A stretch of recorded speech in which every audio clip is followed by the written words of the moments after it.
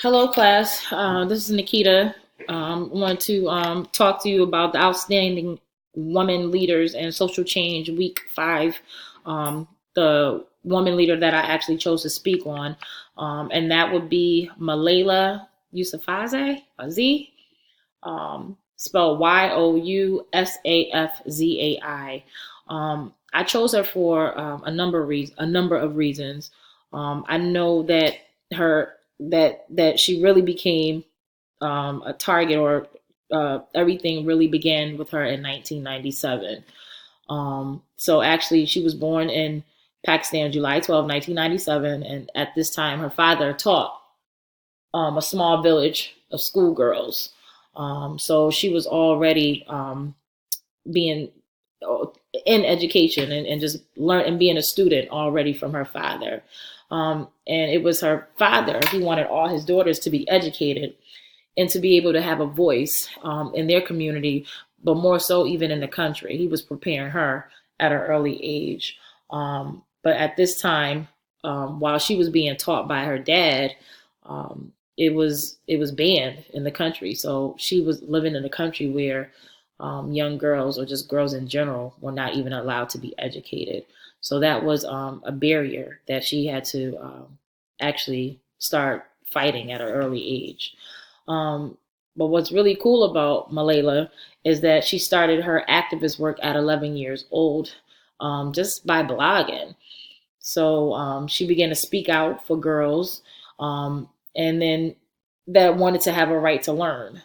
So in October 2012, she experienced a really, really major social change, a hardship, something that really changed actually the life of history, and became something. When she was headed home, a masked gunman boarded the school bus and asked, "Who is Malayla?" And was shot in the left side of her head.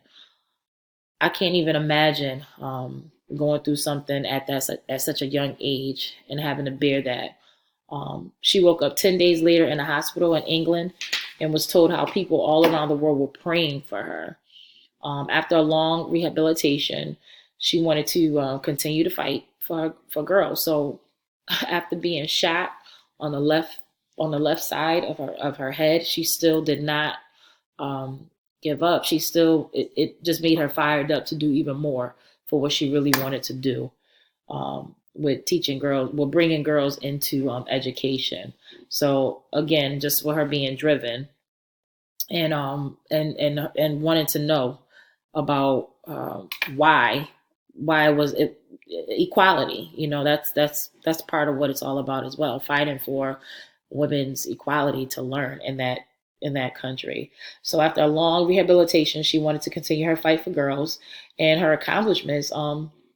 She was voted Times 100 most influential people in the world 2013, and as a success at the age of 17, $3 million from her foundation, or from this foundation, was donated to help girls in education in various nations. She actually got the Nigerian government to increase their education from 9 years to 12 years. And she is attending currently right now Oxford College. So again, for me, she inspired me. She is inspiring because for someone to go through something like that at such a young age and still have a cause, and for young women to be educated and to be leaders, and to stand for something. I think that is very, very crucial, and we need more leaders, to do so, especially women of all colors, to actually stand up for something. Thank you.